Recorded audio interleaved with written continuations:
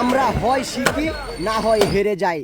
আর প্রকাশ্যে যখন এসব ঘটনা ঘটে, আসলে একজন তার শখের বাইকটি রেখে চলে গিয়েছিলেন, আর সেখানে দাঁড়িয়েছিলেন অন্য একজন।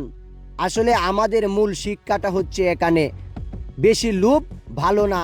আপনি যখন বেশি লোভ করবেন, ঠিক সেই মুহূর্তটাতেই আপনার মধ্যে কোনো কিছু কাজ করবে না, আপনার কাছে কাজ করবে টাকা। আর এই টাকা ইনকাম করার সহজ পদ্ধতি হলো চুরি। আর এই চুরি করতে গিয়েই যখন আপনি মানকা চিপায় পড়ে যাবেন, তখন নিজেকে উদ্ধার করতে পারবেন না। আপনার মান সম্মান, আপনার পরিবারের মান সম্মান সহ সব জ্বলে যাবে। কিন্তু সাধারণভাবে যখন টাকা ইনকাম করতে ব্যস্ত, চুরি করে ঠিক সেই মুহূর্তটাতেই এমন ঘটনার সাক্ষী হয়ে যায়। প্রকাশ্য দিবালোকে একটি গাড়ি চুরি করতে এসে গণধুলাই খেলেন একজন। আসলে এরা এমন চোর না যে তারা সব সময় চুরি করে, কারণ আপনি যা তাদেরকে দেখলে আপনার মনেই হবে না তারা চোর। কিন্তু এরা আসলে মেকানিক, যারা আশেপাশে ঘুরঘুর করে এবং হঠাৎ গাড়ি নিয়ে উধাও হয়ে যায়। আসলে আমরা কখনো কখনো হেরে যাই, আর কখনো কখনো শিখি। আর এই শিক্ষা থেকে আমাদের মূল কাহিনী।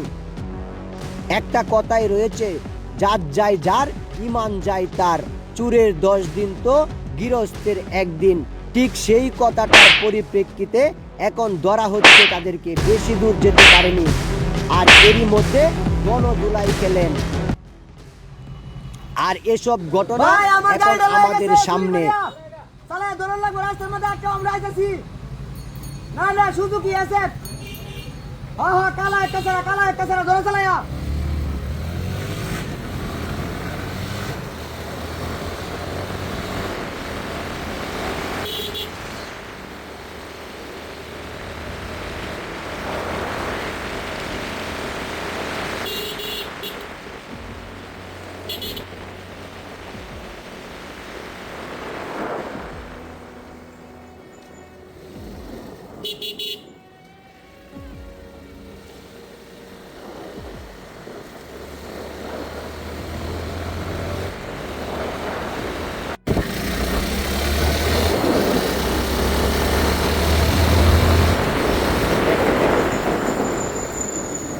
ওই এন্ডা গাড়ি চুরি করে লয়ে গেছে,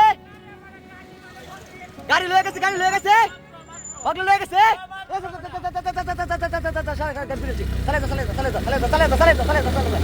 গাড়ি চুরি করে লয়ে গেছে,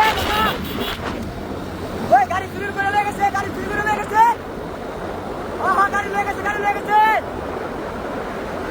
গাড়িটা যখন নিয়ে যাচ্ছিলেন, ঠিক আমরাও তাকে ফোন দিয়ে ধরিয়েছি, আর আমরা যাচ্ছি তাকে ধরার জন্য। যদি ধরতে পারি তাহলে পুরো ভিডিওটা আপনাদেরকে দেখাবো। আসলে তারা বাইক চুরি করে কত দূর গিয়েছিল, বেশি দূর যেতে পারেনি, আমরা তার মধ্যেই তাকে ধরে ফেলেছি। আর এসব ঘটনার সাক্ষী এখন আমরা নিজেই, কারণ আমাদের চোখের সামনে থেকে বাইক চুরি করে পালাচ্ছে অনেকে, কিন্তু সিসিটিভি ফুটেজের কারণে আমরা তাদেরকে ধরতে পারি না। আসলে প্রকাশ্য দিবালোকে যখন এসব ঘটনা ঘটে, তখন আমরা আসলে কি করব?